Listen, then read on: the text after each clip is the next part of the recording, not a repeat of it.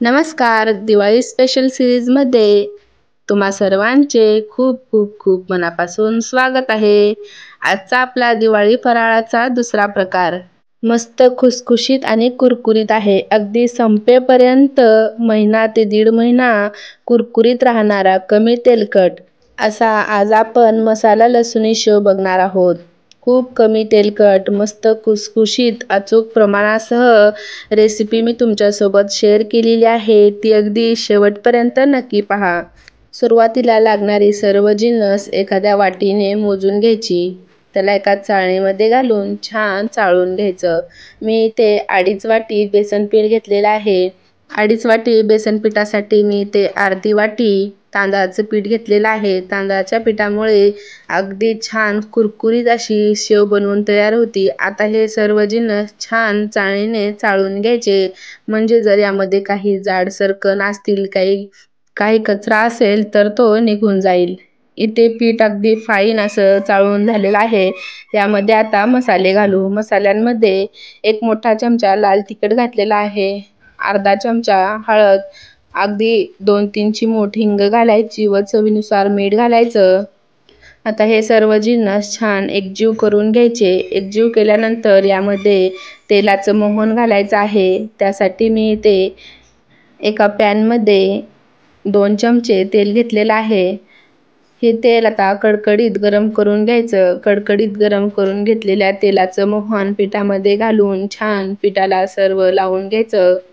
इथे पाहू शकता तेल अगदी कडकडीत गरम करून या पिठामध्ये घातलेलं आहे. आता सर्व पिठाला हे तेल छान चोळून चोळून लावून घ्यायचं. जर तुम्हाला हा व्हिडिओ आवडला तर व्हिडिओला लाईक करा. त्याचबरोबर व्हिडिओ कसा वाटला हे कमेंट करून नक्की सांगा.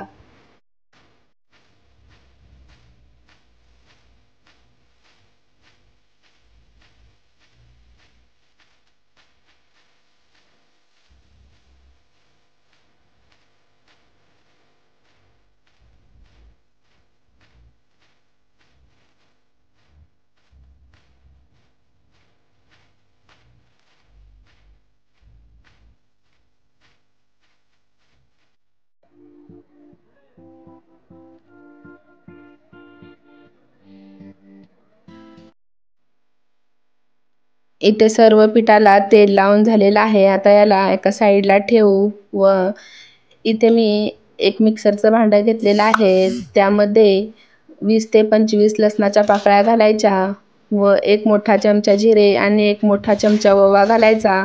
यामध्ये पाणी न घालता बारीक वाटून घ्यायचं. सुरुवातीला पाणी न घालता इथे पाहू शकता छान बारीक असं वाटून घेतलेलं आहे. यामध्ये आता ज्या वाटीने सर्व जिन्नस मोजून घेतलेले आहेत त्याच वाटीने अर्धी वाटी पाणी घालायचं व परत मिक्सरला बारीक वाटून घ्यायचं.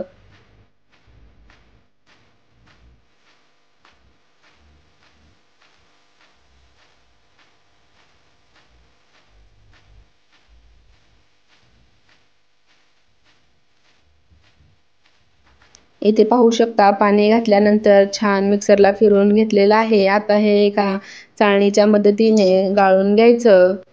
गाळून घेतल्यामुळे पिठामध्ये जिरे व ओव्याचे कण जाणार नाहीत. आता हे सर्व गाळून घेतल्यानंतर वर जे असेल ते तुम्ही कोणत्याही भाजीमध्ये वापरू शकता. हे खाली गाळून घेतलेलं पाणी पिठामध्ये घालायचं व वर अजून लागत असेल तसं नॉर्मल पाणी घालून छान पीठ मळून घ्यायचं.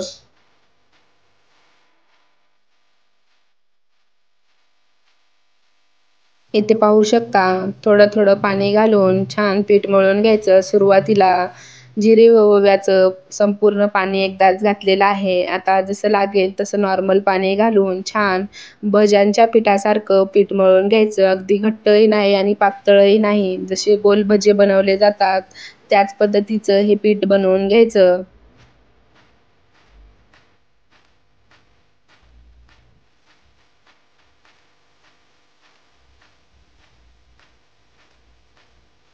इथे पाहू शकता थोडं थोडं पाणी घालून अगदी छान गोल भज्यांच्या पिठासारखं हे पीठ बनवून घ्यायचं.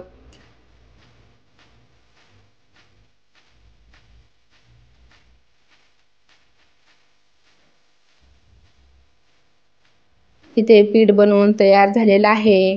चमच्याने असं घेतल्यास अलगद जर खाली पीठ पडत असेल तर तुमचं पीठ अगदी परफेक्ट झालेलं आहे असं समजायचं.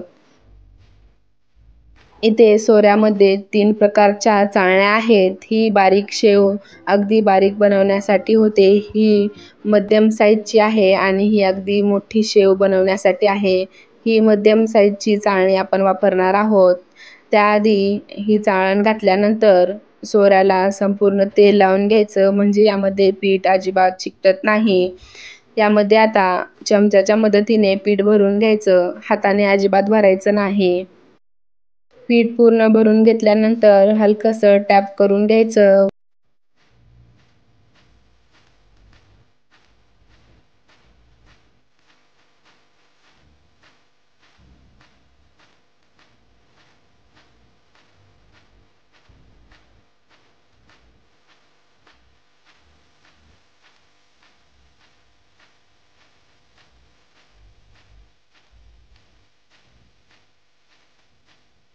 इथे सोऱ्यामध्ये पीठ घालून तयार झालेलं आहे. आता तळण्यासाठी घेऊ. तळण्यासाठी मी इथे एका पसरट कढाईमध्ये तेल घेतलेलं आहे. तेलाच्या वर सोऱ्या धरते वेळी अगदी 2 बोटाचाच फरक असला पाहिजे. अगदी वर असा सोऱ्या धरायचा नाही.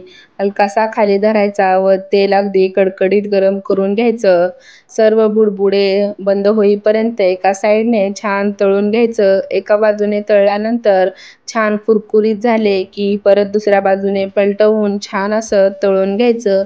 ही शेव अगदी कुरकुरीत होते व अगदी 1 ते 2 महिने ही शेव संपेपर्यंत कुरकुरीतच राहते. अजिबात नरम होत नाही. संपूर्ण बुडबुडे बंद झाले की दुसऱ्या बाजूनेही पलटवून घेऊन छान 1 मिनिटभर तळून घ्यायचं.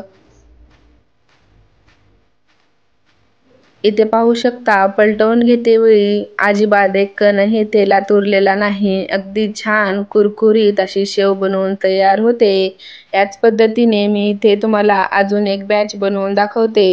ही बनवून घेतलेली शेव एखाद्या चाळणीमध्ये किंवा टिश्यू पेपरवर ठेवायची, म्हणजे यामधील असले तेवढं तेल निसरून जाईल. याच पद्धतीने दुसरी ही बॅच मी इथे तळून दाखवते. सेम त्याच पद्धतीने कडकडीत तेल गरम करून घ्यायचं व यामध्ये शेव सोडायची. नंतर संपूर्ण बुडबुडे बंद होईपर्यंत एका बाजूने तळून घ्यायचं. संपूर्ण बुडबुडे बंद झाले की पलटवून दुसऱ्या बाजूनेही छान असं तळून घ्यायचं.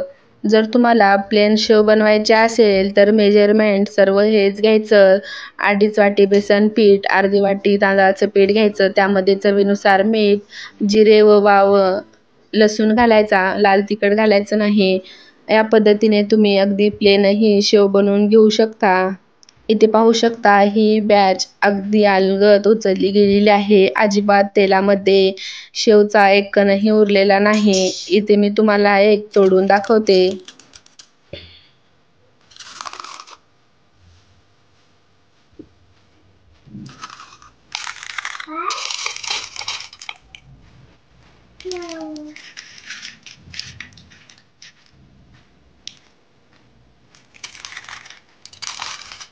इथे आपली कुरकुरीत मसाला लसुणी शेव बनवून तयार झालेली आहे. व्हिडिओ आवडला असेल तर व्हिडिओला लाईक करा, शेअर करा व चॅनलवर नवीन असाल तर चॅनलला सबस्क्राईब करायला विसरू नका. भेटूया अशाच मस्त आणि जबरदस्त रेसिपी सोबत. तोपर्यंत बाय बाय. व्हिडिओ कसा वाटला ते नक्की कमेंट